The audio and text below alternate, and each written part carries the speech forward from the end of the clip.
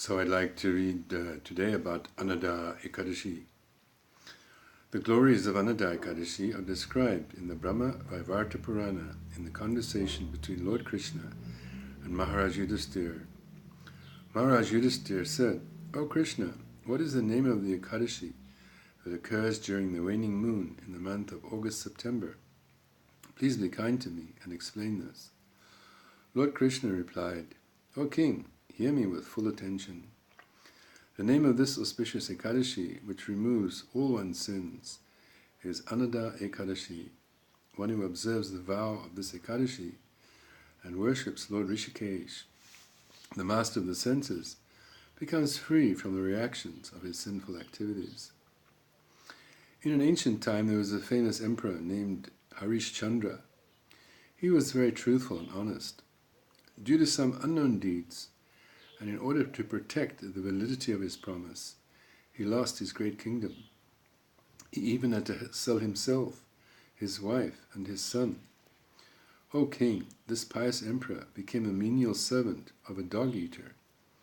Still he maintained his firm faith in truthfulness. By the order of his master, the dog-eater, he began to accept the cloths from the dead bodies in the crematorium as his salary. In spite of engaging in such a low-class service, he did not fall from his truthfulness and proper code of conduct. In this way he passed many years. Then one day the king began to contemplate with great unhappiness. "What should I do? Where should I go? How will I be delivered?" Seeing the great distress of the king, the great sage Gautam came to him. On seeing the great sage, the king thought that Lord Brahma has created the Brahmins for the benefit of others. The king then offered his respectful obeisances to that best of the Brahmins, and stood before him with folded hands. Then he narrated his entire pitiful story to sage Gautama.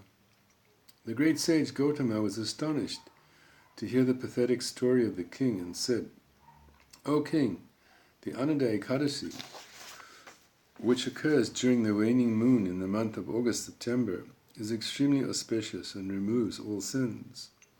It is your good fortune that this Ekadashi is coming soon.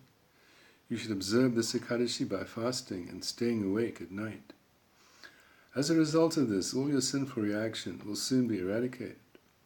O best of kings, only by your influence I have come here." After instructing King Harish Chandra in this way, the great sage Gautam disappeared.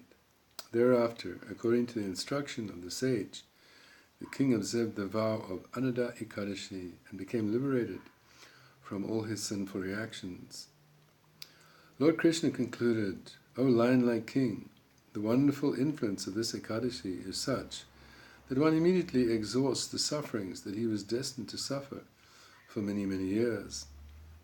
By the influence of this Ekadashi, King Harishchandra regained his wife, and his dead son became alive. The demigods began to play drums and shower flowers from the sky. Thereafter, by the influence of this Ekadashi, the king enjoyed his kingdom without any impediment. Eventually, the king went to the spiritual world, along with his relatives, associates, and subjects. O king, anyone who observes this Ekadashi will become free from all sins and will go to the spiritual world. By hearing or reading the glories of this Ekadashi, one can obtain the results of performing a horse sacrifice." Hare Krishna.